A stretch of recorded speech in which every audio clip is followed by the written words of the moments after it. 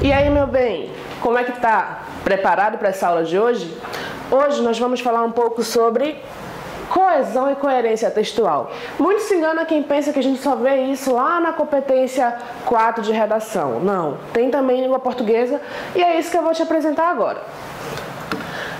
Primeiro a gente vai começar pela coesão. O que é a coesão textual? É o resultado da disposição e da correta utilização das palavras que propiciam a ligação entre frases, períodos e parágrafos de um texto. Tem relação com a harmonia, com a localização que tu escolhes para colocar determinadas palavras. Nós estamos falando aqui basicamente sobre as palavras que elas são utilizadas para ligar, para relacionar as ideias do texto, ok? E existe aqui alguns conceitos básicos que tu precisa saber na hora de utilizar essas palavras. Primeiro é o seguinte, nós sempre fazemos coesão por referência, ok? Utilizando alguns elementos, preste atenção comigo. Pessoal, é a utilização de pronomes pessoais e possessivos. Olha aqui o exemplo. Jéssica e Ana viajaram. Elas ganharam uma promoção no Instagram. Percebes que eu estou utilizando um termo para evitar a repetição de Jéssica e Ana. Bora lá? Encontra para mim esse termo. Encontrou? Isso mesmo. Elas ganharam. Percebes que eu utilizo o pronome de caso reto para quê? Para referenciar termos anteriormente citados. Isso eu chamo de referência pessoal anafórica. Termos anafóricos são termos que fazem referência a palavras que já foram ditas antes no texto. Beleza? Demonstrativa. Utilização de pronomes demonstrativos e advérbios. Preste atenção aqui comigo. Fiz todas as tarefas, com exceção desta. Arquivar a correspondência. Consegues encontrar para mim onde é que está o termo que está se referindo, evitando a repetição de um outro termo? Vai lá, vou te dar 2 segundos. Conseguiu? Isso mesmo. Olha aqui. Desta. Tu percebes que eu utilizo o pronome demonstrativo para me referir a um termo que ainda vai aparecer no texto, beleza? Evitando assim a repetição, que fica até uma coisa chata na hora da tua leitura. Preste atenção, toda vez que eu tiver um termo que vai se referir a uma palavra que vem sequencialmente, ou seja, que vem após esse termo, eu vou dizer que eu tenho uma referência demonstrativa catafórica, ok? Todos os termos catafóricos, eles se referem a algo que ainda não apareceu no texto, que ainda vai aparecer lá na frente. Olha aí, anafórico, referência ao que já foi dito, e catafórico, referência ao que ainda vai aparecer. Nós temos também a comparativa, utilização de comparações através da semelhança. Olha aqui, mais um dia igual aos outros. Ei, onde é que eu tenho o processo aí? Onde é que eu tenho essa relação de comparação que evita a repetição do meu termo? Bem aqui, com o próprio termo que tem essa ideia de comparação. Igual. Mais um dia igual aos outros. Percebes que esse termo, ele evita que eu venha dizer que mais um dia é igual aos outros dias, beleza? Quando tu usas um termo que estabelece comparação, tu já tens uma ideia completa. Então, tu não vai ter essa preocupação de estar utilizando um outro termo novamente para se referir, para completar o sentido daquilo que tu queres dizer, beleza? Isso é uma referência comparativa endofórica. Todas as vezes que tu estabelece o processo de comparação sem necessitar repetir uma palavra que já foi utilizada no teu texto, beleza? Bora lá, dar uma continuada aqui. Temos também a coesão por substituição. Preste atenção como é que acontece comigo. Substituir um elemento, seja ele nominal, verbal, frasal, por outro é uma forma de evitar repetições. O que eu quero que tu te atentes? Bem aqui tu vais ver que a gente vai utilizar de novo o pronome pessoal de caso reto. Só que preste atenção na frase, vem analisar ela comigo. Vamos à prefeitura amanhã. Eles irão na próxima semana. Lá no nosso exemplo anterior, bem aqui, olha, Jéssica e Ana viajaram, elas ganharam uma promoção no Instagram. O que acontece? Eu tenho apenas uma informação e eu tenho a utilização do teu pronome pessoal de caso reto para justificar a informação dada anteriormente. Por isso que eu digo que essa coesão é de referência, beleza? Mesmo utilizando o pronome pessoal de caso reto. Já aqui, quando eu digo assim, vamos à prefeitura amanhã, eles irão na próxima semana, o meu pronome pessoal de caso reto, ele não está fazendo uma referência, ele está adicionando uma nova informação, beleza? Então essa que é a diferença da substituição para referência, mesmo com a utilização do pronome pessoal de caso reto. Então, bem aqui, esse eles está se referindo a um novo elemento, beleza? E onde é que acontece aqui o processo de coesão? Eles irão. Tu percebes que eu tenho tanto a utilização do pronome pessoal de caso reto, quanto a presença de um verbo, uma ação que indica uma continuidade de algo que já foi referido no texto. Por isso que eu digo que a minha coesão é por substituição. Tá entendendo? Tá indo? Se não tiver, pausa o vídeo e volta de novo. Depois eu tenho a coesão por elipse. O que é elipse? Antes de mais nada, a palavra elipse quer dizer omissão. Então, tu vais ter aqui, nesse momento, que um processo de coesão realizado pela omissão de um termo que já foi dito no texto, sem o prejuízo de sentido nele. Olha aqui. Temos ingressos a mais para o concerto. Você os quer? Tu conseguiste entender que eu estava aqui oferecendo os ingressos, né? Eu precisei repetir de novo. Você quer os ingressos? Não. Quem foi que conseguiu aí estabelecer esse processo de omissão, de elipse? Preste atenção. Temos ingressos a mais para o concerto. Você os quer? Tu percebes que a omissão ela é marcada bem aqui pelo pronome oblíquo, os, ok? Então, o os, ele já te dá a ideia de que eu estou te oferecendo os ingressos, beleza? Isso é coesão por elipse, é quando eu não preciso repetir o termo, eu omito ele, mas mesmo assim tu consegues ainda entender a relação, a construção da ideia que o texto te passa. Bora lá. Eu tenho também o processo de coesão pelo uso da conjunção, que é o que tu mais conheces, porque é o que tu utiliza lá na tua produção textual, beleza? O que é conjunção? Bora lembrar um pouquinho aqui da teoria. Conjunção é um termo, uma palavra que ela serve para relacionar as orações, estabelecendo entre essas orações uma relação de sentido, beleza? Bora ver como é que acontece aqui esse processo de coesão.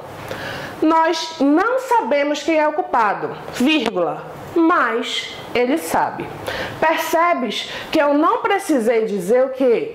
Que ele sabe quem é o culpado. Por quê? Porque a conjunção mais, que é adversativa, ela já estabelece a relação de sentido em relação à informação anterior. Beleza? Bora continuar. Coesão lexical. Preste atenção nisso que é muito importante. Consiste na utilização de palavras que possuem sentido aproximado ou que pertencem ao mesmo campo lexical. Beleza, Jéssica? O que é campo lexical? Campo lexical tem relação com os sentidos, a semelhança entre as ideias que existem por trás de cada vocábulo em língua portuguesa. São elas sinônimos, hiperônimos, nomes genéricos, entre outros. Preste atenção aqui comigo.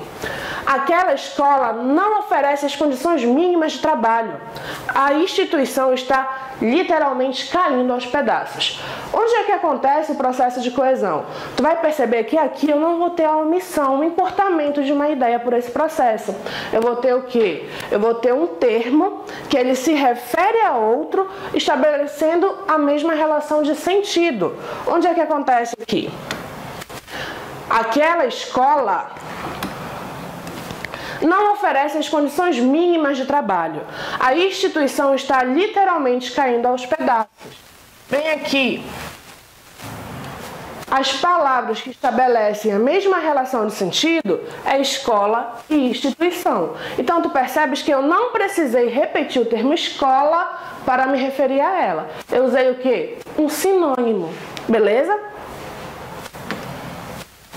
Bora lá, agora a gente vai falar sobre coerência textual, que para muitos é onde mais o negócio pega, onde mais aperta.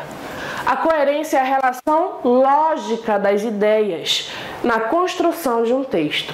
Quando eu falo em coerência textual, eu estou falando sobre o sentido propriamente dito do texto. Eu não estou falando sobre posição de palavras, sobre uma organização sintática. Eu estou falando sobre aquilo que é produzido a partir da tua escolha lexical, da escolha das palavras que tu faz para passar uma mensagem. Eu tenho alguns fatores aqui que eles são importantíssimos na hora de tu construir a coerência do teu texto. Conhecimento de mundo. Ei, calma aí. Quando eu falo de conhecimento de mundo, eu estou falando sobre aquele conhecimento que a gente adquire desde criança até a nossa fase aí jovem, fase adulta. Que conhecimento é esse? São todas as informações que elas fazem parte da nossa história, da nossa vivência em sociedade. Ah, Jéssica, eu preciso sentar e ler um monte de livro para ter conhecimento de mundo? É óbvio que não, né? Olha aqui. É o conjunto de conhecimento que adquirimos ao longo da vida e que são arquivados na nossa memória. É um conhecimento que ele vai ficando o quê? Internalizado, beleza? Tu não precisa ler muito, decorar muito, tu precisa disso, claro, agora nessa fase que tu queres aí ser aprovado, que tu vai ser aprovado. Mas esse conhecimento de mundo que eu estou me referindo é um conhecimento que nós adquirimos durante a nossa vida, beleza? É aquilo que nós chamamos de conhecimento empírico, aquilo que a gente vai descobrindo, que vai se associando na nossa mente.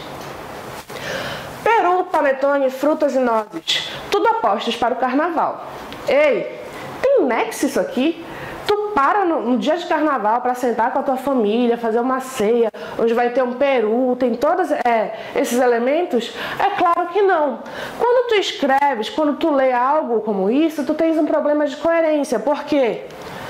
Lá no nosso conhecimento de mundo, com as informações que elas são... Ficou quase um coração, olha aí, para demonstrar meu amor por ti. Quando a gente vai crescendo, participando desses momentos, a gente sabe que no carnaval a gente não tem uma ceia, que a gente não tem ali uma preparação como no Natal. Então, o teu conhecimento de mundo te fez perceber automaticamente que esses elementos, esses alimentos, fazem parte do quê? De uma festa que é o Natal. Beleza? Isso é conhecimento de mundo, é essa associação lógica dos termos, das palavras em relação ao contexto que elas são introduzidas. Opa! Bora lá. Eu tenho também as inferências. Bora ver como isso acontece? Através das inferências, as informações podem ser simplificadas. Se partimos do pressuposto que os interlocutores partilham do mesmo conhecimento. Exemplo. Quando os chamar para jantar, não esqueça que eles são indianos. Ou seja, em princípio, esses convidados não comem carne de vaca. Essa inferência, eu não precisei dizer, bem aqui no meu exemplo, que eles não comem a carne de vaca. Porque, diante de um pressuposto, de uma ideia lógica em relação à cultura desse povo, tu já sabes que eles não comem. Então, quando ele fala aqui, ó, não esqueça que eles são indianos, é justamente para fazer essa inferência de que a pessoa não deve esquecer de não servir carne, porque eles não comem.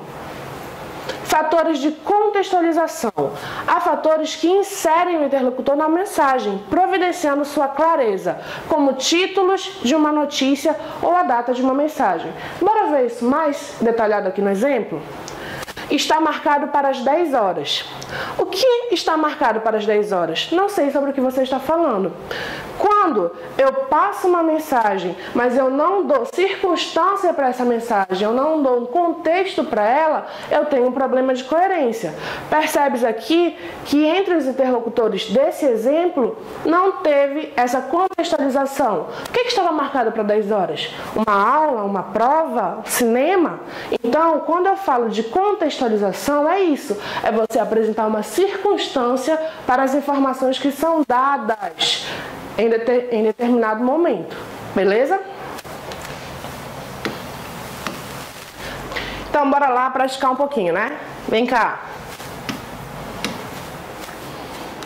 Esse aqui vai exigir de ti um pouco mais de atenção, de cuidado na leitura. Bora lá, vem comigo. Labaredas nas trevas, fragmentos do diário secreto de Theodore Conrad. 20 de julho de 1912. Peter Somerville, não sou boa com inglês também, relaxa. Pede-me que escreva um artigo sobre Crane. Envia-lhe uma carta. Acredite-me, prezado senhor, nenhum jornal ou revista se interessaria por qualquer coisa que eu ou outra pessoa escrevesse sobre Stephen Crane. Ririam da sugestão. Dificilmente encontra alguém agora que saiba quem é Stephen, ou lembre-se de algo dele. Para os jovens escritores que estão surgindo, ele simplesmente não existe. Preste atenção agora no texto que vem logo abaixo. 20 de dezembro de 1919. Muito peixe foi embrulhado pelas folhas de jornal. Sou reconhecido como o maior escritor vivo da língua inglesa. Já se passaram 19 anos desde que Crane morreu, mas eu não o esqueço. E parece que outros também não. The London Mercury resolveu celebrar os 25 anos de publicação de um livro que, segundo eles, foi um fenômeno hoje esquecido, e me pediram um artigo. Tu percebes, antes da gente ir para a questão propriamente dita, que nós temos uma relação aí o quê? Uma relação de ideias entre um texto e outro, beleza? Essa é a relação, esse é o detalhe. Bora lá. Na construção de textos literários, os autores recorrem com frequência a expressões metafóricas. Ao empregar um enunciado metafórico, muito peixe foi embrulhado pelas folhas de jornal, pretendeu-se estabelecer entre os dois fragmentos do texto em questão uma relação semântica de... Pausa o vídeo aí e responde para mim, vai. Já? Terminou? Volta aqui. Isso mesmo, a relação que é estabelecida é de temporalidade, segundo a qual se articulam as partes do texto, situando no tempo que é relatado nas partes em questão. Tu não entendeu? Bora voltar no texto só para te explicar como é que acontece essa relação de temporalidade. Tu percebes aqui que eu pedi para te ter atenção no momento que a gente lê o quê? A data em que cada fragmento foi escrito, correto? Então a relação entre os textos é justamente essa, de tempo, de momento. Tu percebes que o segundo texto, ele não se relaciona, ele não volta diretamente para falar com o primeiro, ok? Ele tem o quê? Uma referência em relação ao assunto que foi abordado. Isso e só. O que eu quero te dizer? Não esquece que tu é a tua maior prioridade, beleza? Então, vamos lá e não esquece, hein? Dessa vez vai!